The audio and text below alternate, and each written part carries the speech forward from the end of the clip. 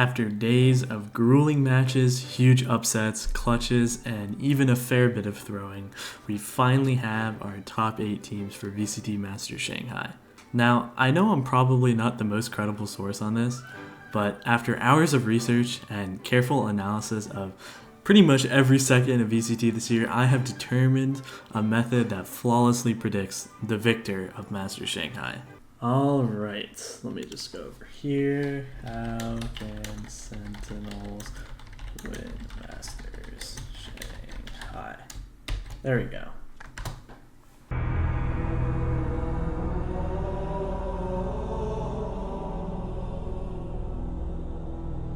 Okay, maybe I'll save that one for champs this year.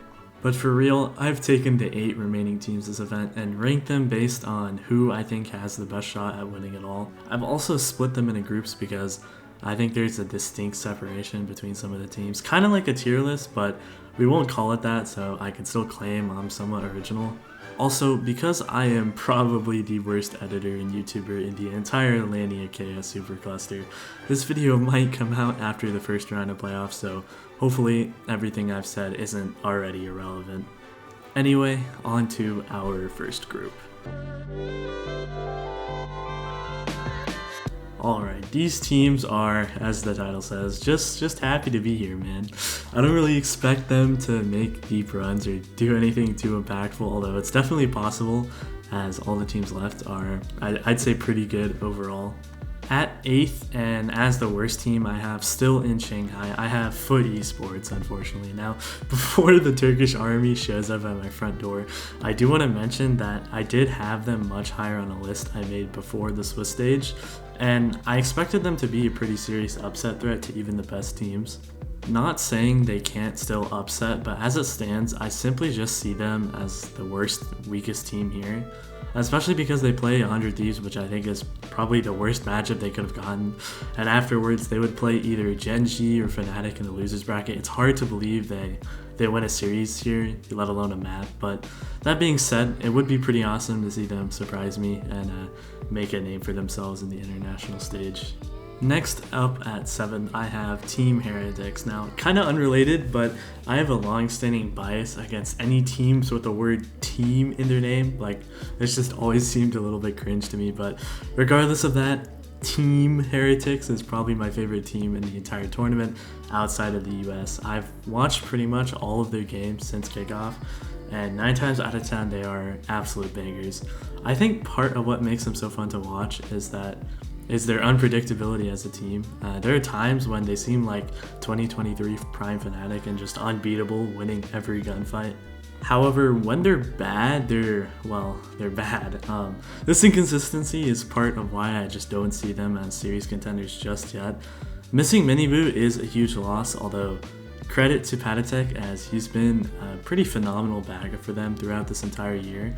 And Woot also seems like God's gift to Valorant himself. With that said, I have them at 7th.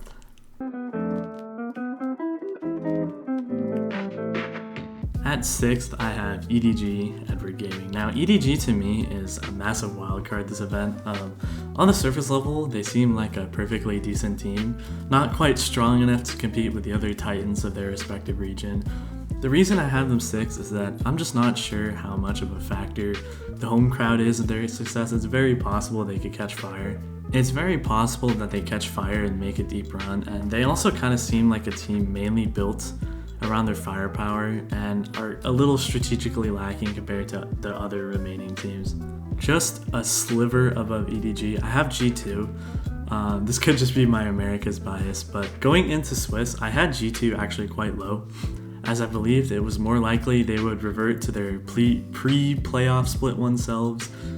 And basically the opposite ended up happening. They went on a very impressive 2-0 run. I did not think they would do that. And they looked basically like a well-oiled machine. As much as it pains me to say, getting rid of Net was probably the right decision, and it definitely raised the potential ceiling of this team. Although unlikely, I think there is definitely a world where they can win it all this year.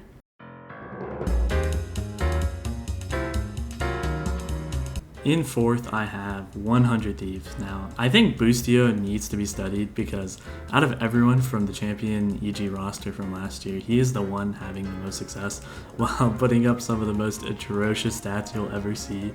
He just seems to have vibes that lighten up the entire rest of the team, which is something they definitely needed from last year. Speaking of the rest of the team, they have some shooters, man. When they're hitting, 50-50 seem more close to like 80-20s. Cryo looks reinvigorated with confidence, and Asuna actually seems somewhat disciplined, which is something I've never said about him before. With that said, I think this roster still has the most to prove of the remaining teams as far as international play is concerned, and I don't quite trust them yet. Just above 100 Thieves, I have Fnatic. Now, this team, honestly, I was super low on them all throughout Split 1. Durka just doesn't seem untouchable like he has in previous moments, and the team doesn't seem as strategically leagues ahead of their competition like they used to.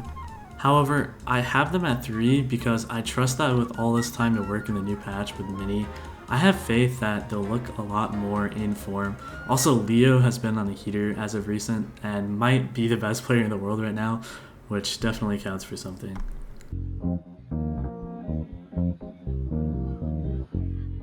Now onto the teams which I believe are the clear-cut favorites to win it all. We are left with the Pacific Giants, Gen.G, and PaperX. Now, this might seem like a bit of a shock, but I actually have Gen.G as the number 1 team going into playoffs.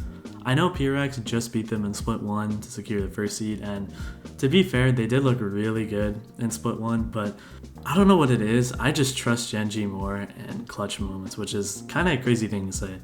I know PRX is the more experienced team, especially when it comes to international events, but you know what else PRX is the most experienced in? It's choking in the finals, okay?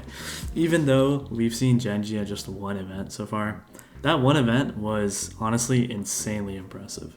Now, Gen.G did hit a bit of a rough patch in Split 1, however, I trust that they'll be more in form for the playoffs as they've looked pretty excellent during Swiss.